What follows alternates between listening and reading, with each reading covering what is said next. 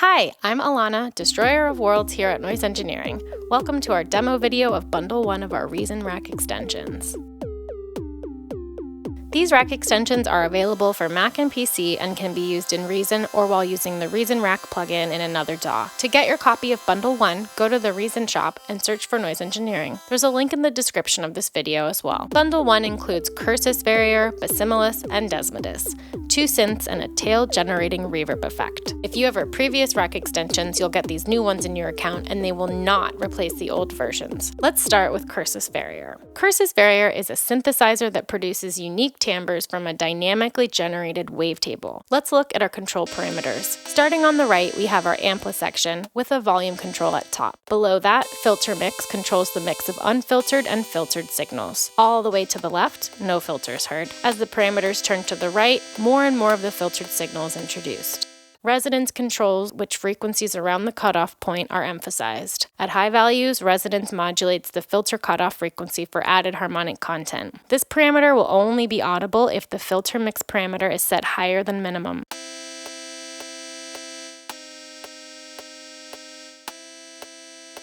Envelope amount controls how much the envelope opens the filter. Cutoff sets the minimum frequency for the filter. Pitch track controls how much the filter's frequency tracks the notes being played.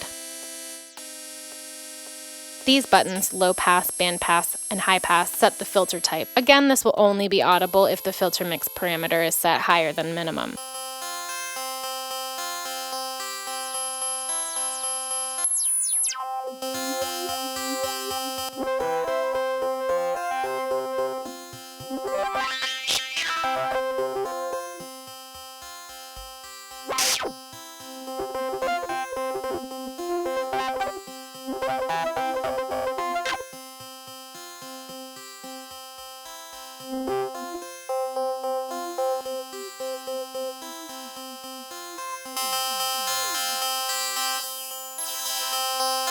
Moving over to ADSR now. Attack sets the amount of time it takes the envelope to go from minimum to maximum.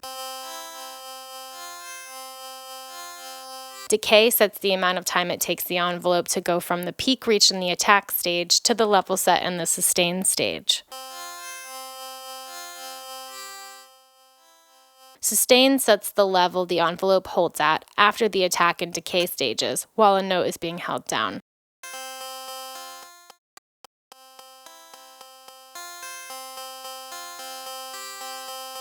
Release sets the amount of time it takes the envelope to go from the sustain level to minimum after a note is released.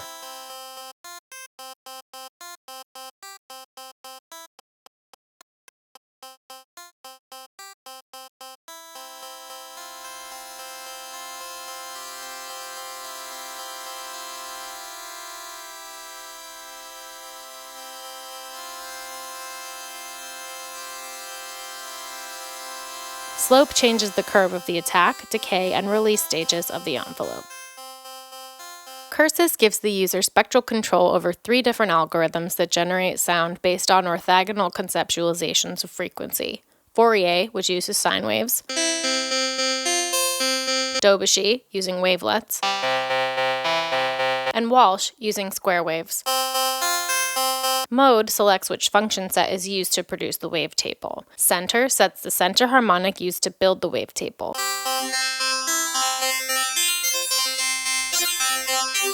Width controls how many different harmonics are used to create the wavetable.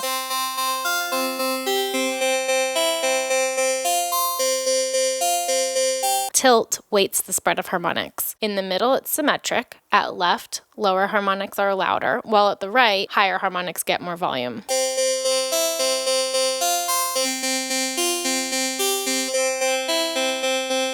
Parity controls what harmonics are included in the sound. In the center position, all harmonics are included. Fully left, only even harmonics. Fully right, only odd.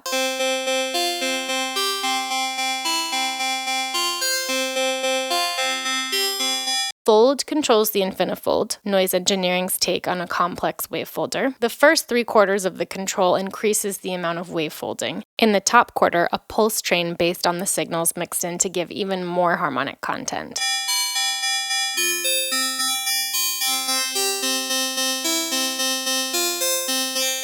edge controls the oversampling filter of the wavetable.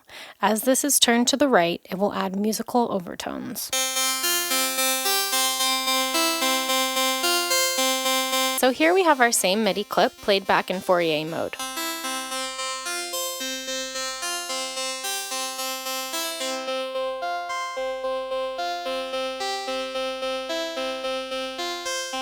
The Fourier series was discovered by Jean-Baptiste Joseph Fourier in the early 19th century to help solve differential equations. Cursus uses a 16-frequency series to form a final wavetable of 32 samples. And now the same clip in Debussy mode.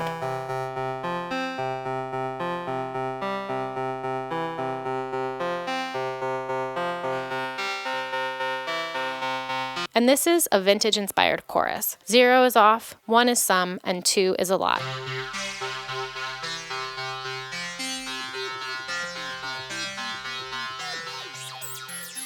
The Debussy wavelet was described by Baroness Ingrid Debussy and is in the family of orthogonal functions called wavelets. Wavelets are a late 20th century discovery that parameterized a huge set of orthogonal functions. The basic functions of the Debussy wavelet look and sound a lot like low-pass sawtooth waves. The functions in the Walsh transform, named for Joseph Walsh, are similar to those in the Fourier series in that they generally increase in frequency content, but instead of using sine waves, the functions are composed of square waves. This is called sequency. Not surprisingly, the square nature of these functions comes through in the way they sound.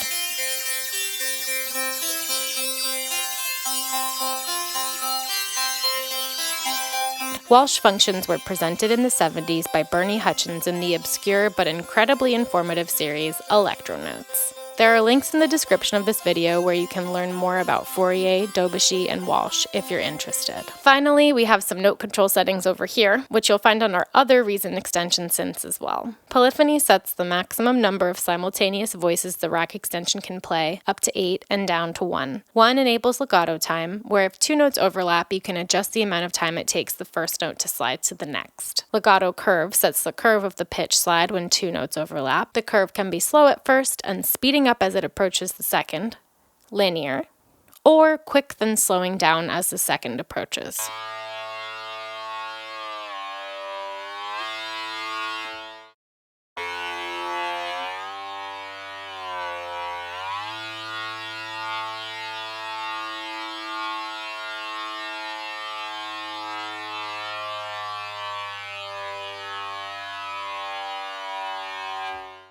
Range sets the pitch bend range in semitones, and the pitch selector adjusts the global pitch of the synth by octaves, semitones, and/or cents.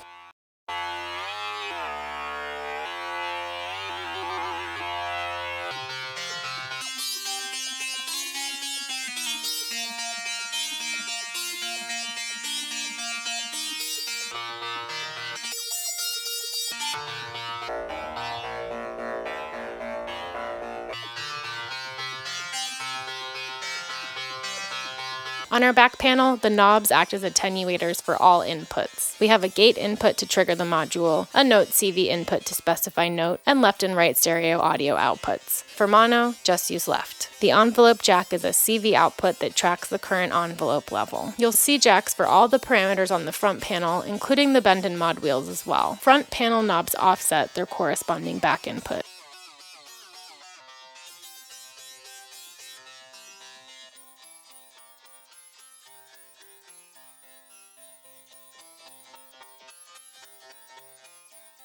You'll notice some familiar things on Basimilus, including the bend and mod wheels, range, pitch, polyphony settings, volume control, and back panel properties. Don't let the size fool you. Basimilus packs a ton of variety into its small rack print. Basimilus uses 6 tonal oscillators and 1 noise oscillator in 3 configurations to generate sound. Skin is a basic additive algorithm.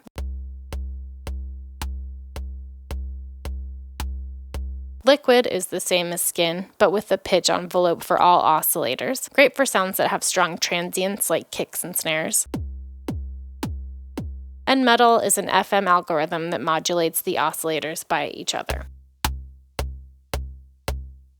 Spread adjusts the frequency spacing of the oscillators. Each oscillator has an individual envelope that's controlled by the attack, decay, and harm controls. The noise envelope is also affected by the attack knob. The oscillators are summed, and then the attack envelope is applied to the sum. This then feeds into a wavefolder controlled by fold, similar to the one found on Cursus Vereor. The final step is another envelope derived from the overall shape of the 6 oscillator envelopes. The envelope adds back in the dynamics lost by wavefolding. Thus, the output remains punchy, even under the most extreme settings. Morph controls the waveform of all oscillators, blending through sine, triangle, saw, and square continuously. Harmonics controls the harmonic decay of the oscillators. When fully counterclockwise, only one oscillator is audible, producing a single harmonic. As the knob is turned clockwise, more harmonics are blended in. Attack is a bipolar parameter that has a big effect on the overall sound. When left of center, noise is added. When dead center, a classic analog style pop is produced. When right of center, the knob slows the attack.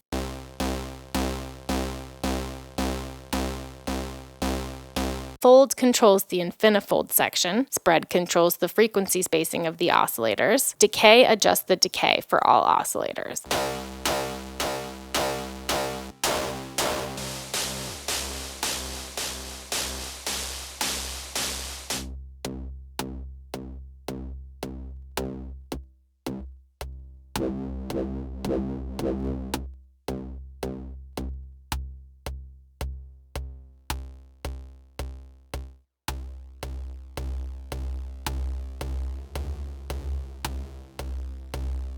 Finally, we have Desmodus, a true stereo in, stereo out effect.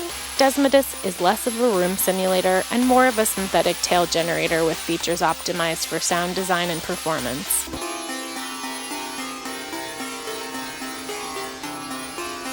The parameters on Desmodus allow you to take the effect from a delay to a beautiful reverb to an uncanny, nightmarish atmosphere with just a few adjustments.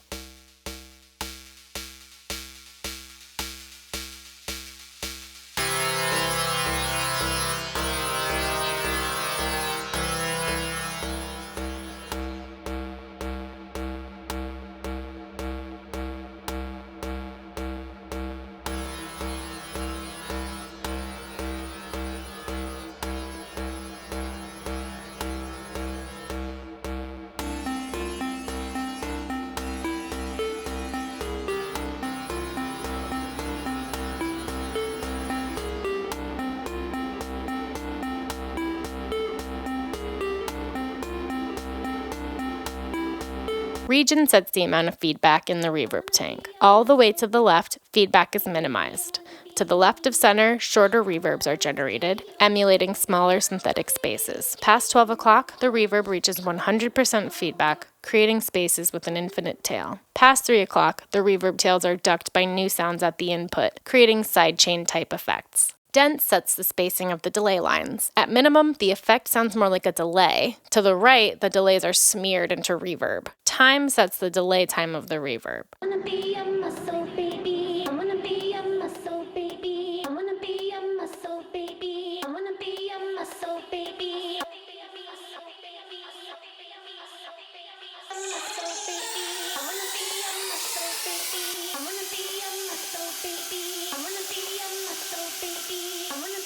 Tone controls the filter in the reverb tank. This is a bipolar control. Moving the parameters to the left controls a low-pass filter, and to the right controls a high-pass filter. At the center, the filter is disabled. LFO speed sets the speed of the internal LFO. The LFO modulates the delay lines. LFO index sets the amount of LFO sent to the delay lines that make up the reverb. This is also a bipolar control. To the left, the LFO modulates the delay lines randomly. To the right, the LFO modulates the delay lines with a sine wave. And at the center, the LFO is disabled.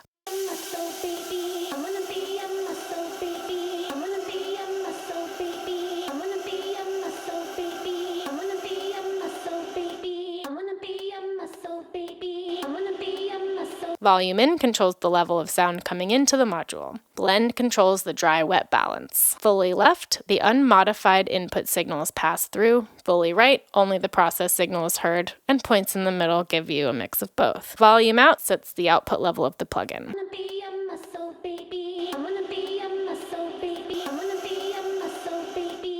Node mode sets the reverb style. Limit is a clean reverb, using limiting within the reverb tank to contain feedback. Distort is similar to limit, but instead of limiting, slight saturation is applied for a more distorted sound. This distortion is very subtle, so to hear it clearly, set the region parameter to about 80%. Shift is a demonic pitch shifting algorithm. It adds a 1-octave pitch shift that feeds back into the input.